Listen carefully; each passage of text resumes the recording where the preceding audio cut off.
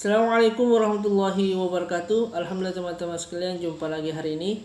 Kita akan ceritakan lagi kisah-kisah orang-orang soleh terdahulu. Jadi teman-teman sekalian, dahulu ada yang bernama ahli ibadah yang bernama Bishr al-Khafi. Jadi Bishr al-Khafi teman-teman sekalian, sebelum dia hijrah, jadi dia melakukan semua kemaksiatan yang dilakukannya teman-teman pada saat itu, termasuk judi, bernyanyi, wanita dan sebagainya teman-teman sekalian. Jadi tidak ada kemaksiatan dia terlewati. Jadi ketika dia berjalan satu lorong di Baghdad pada saat itu, maka dia melihat daripada robekan Al-Quran yang tergeletak di tanah. Kemudian dia mengambilnya. Setelah mengambil pada selembaran Al-Quran tadi itu, kemudian dia membeli minyak wangi yang seharga 2 dirham. Kemudian membersihkan tadi Al-Quran tersebut, kemudian memberikan wangi-wangian dan menyimpan di atas pojok rumahnya teman-teman sekalian.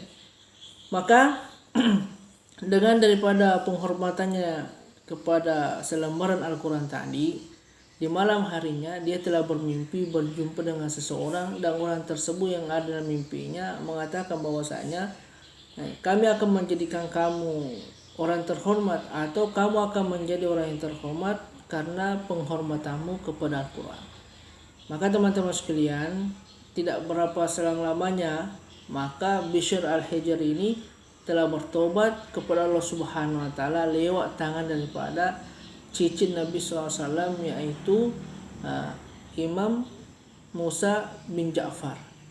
Jadi teman-teman sekalian, proses hijrahnya ketika pada saat itu iman daripada Imam Musa bin Ja'far telah lewat di depan rumah Bishr al-Hijr ini, Bishr al-Khafi ini teman-teman sekalian.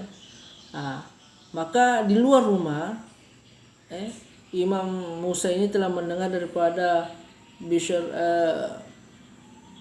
al-Khafi ini mendendangkan lagu di dalam rumahnya teman-teman sekalian, memainkan seruling dan sebagainya, alat musik dalam rumahnya.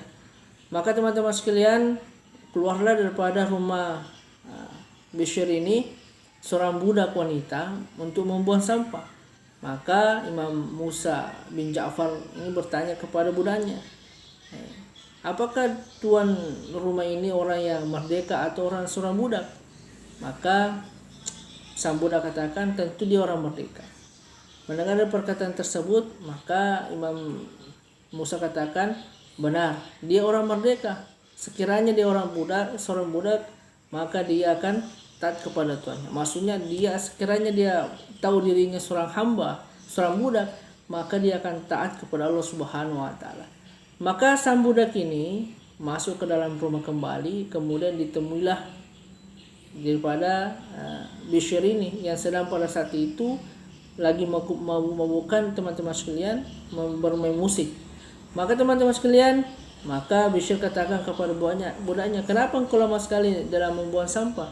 Maka dia menceritakan daripada pertemuan budak tersebut dengan Imam Musa bin Ja'far.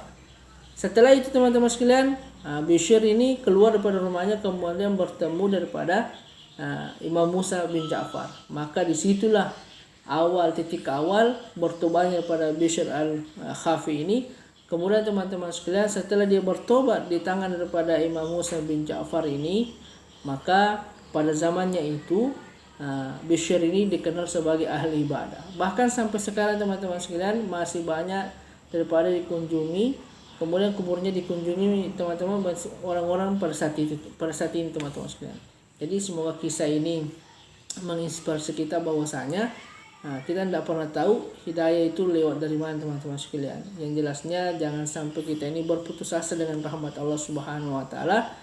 Mungkin hari ini kita bermaksiat, mungkin hari ini kita ini melakukan dosa, tapi karena asbab daripada perbuatan kebaikan kecil kita ini, bisa jadi asbab itulah kita diampuni Allah Subhanahu wa Ta'ala atau diberikan jalan-jalan hidayah, sebagaimana Bishr al-Khafi ini hanya menghormati daripada selembar Al-Quran tadi yang tergeletak di lorong Baghdad. Maka sebab itu Allah Subhanahu wa Ta'ala berikan jalan hidayah, bertobat kepada Allah Subhanahu wa Ta'ala, dan menjadi ahli ibadah pada zamannya. Semoga kisah ini bermanfaat. Barakallahu fikum.